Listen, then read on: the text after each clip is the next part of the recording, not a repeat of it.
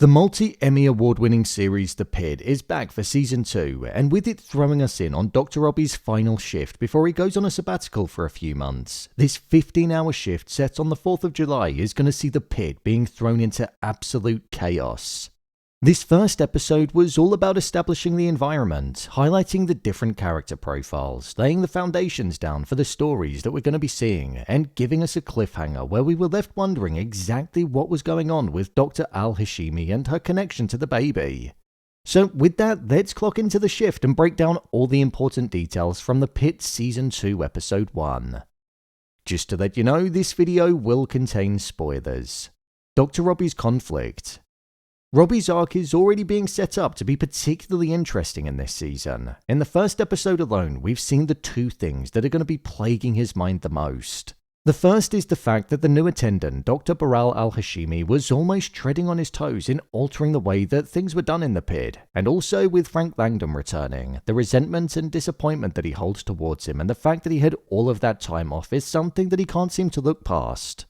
With Dr Baral Al-Hashimi, we saw that they had conflicting opinions. When dealing with the man with the knife wound, she was introducing measures such as the patient passport. They had different approaches on how to speak with the students. She wanted to rename the Pitt, and he openly said how he wanted her to steer clear of him for the time being in the politest way possible. Robby lives and breathes the job, and even though he's taking time off, you can tell that he doesn't want what's been created and the environment that he's overseen to become something unrecognizable when he returns. They're a family, and they're all in the Pitt together. It's not a place where you arrive and just inflict changes that you think work best. The environment is like the way that it is because of the shared experiences and nature of it. So the friction between Dr. Robby and Dr. Al-Hashimi is something that I can see reaching an explosive level if she takes things too far. Another sense of friction that's at the heart of Dr. Robby is the fact that Frank Langdon was now back in the Pitt. After taking time off with going into rehab and getting off the medication that he was stealing, we saw him returning and being treated in different ways by different people. He was going through the motions of asking for forgiveness, which is what we saw with him apologizing to Louis, but we saw that his career was now almost starting again. This was symbolized by him needing to take the locker that was lower down and on the ground, highlighting how he was almost starting from the bottom again, and he had a locker in a position that nobody truly wanted. Frank's body language showed that he felt like all eyes were on him and that he just wanted to earn the forgiveness from everybody. So it's going to be interesting to see how his character copes under the most chaotic of times on what's set to be the most chaotic shift that he could be on.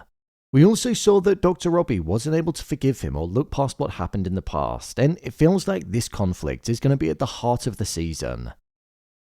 It's Dr. Robby's final shift, and we're seeing him almost wish that Frank wasn't there because with Dr. Al-Hashimi causing him a headache on one side, having to navigate through the Pitt whilst actively trying to avoid Frank is going to be something that he's going to have to deal with as well.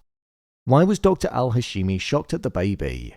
The first cliffhanger that we got as hour 1 of the shift concluded contained Dr. Al-Hashimi looking down at the baby that was found in the bathroom following the tests coming back, and she looked down with open eyes as if she was in shock.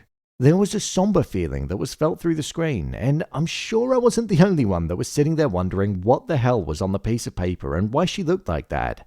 Technically, there are many different reasons as to why she could be looking like that, but one theory that I've got is based around the fact that we're most likely going to need to humanize the character slightly. Whatever is on that paper, I wonder if it's got a close personal connection to maybe an experience that she had.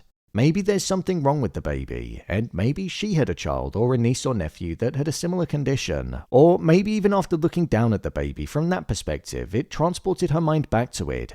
Could she have maybe even lost a child before, and this is almost making her relive that experience, an abandoned baby with nobody loving it when all she wanted to do was love the baby that she lost.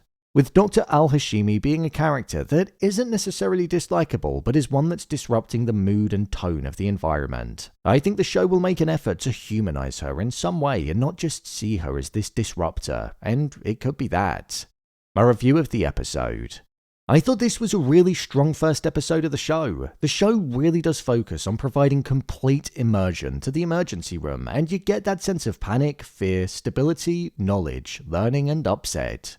The chaotic reality of the actuality of what we're seeing is something that's really felt, and I imagine it provides a mere slice of what it's actually like to be there.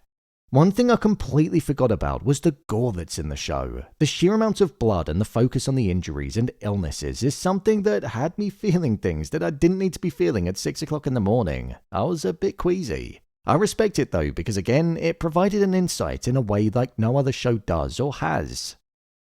Now, the story with the young girl is one that's heartbreaking to watch. We saw that she had bruises all over her, and it looks like it's going to be headed down a direction that her father is the lowest of the low.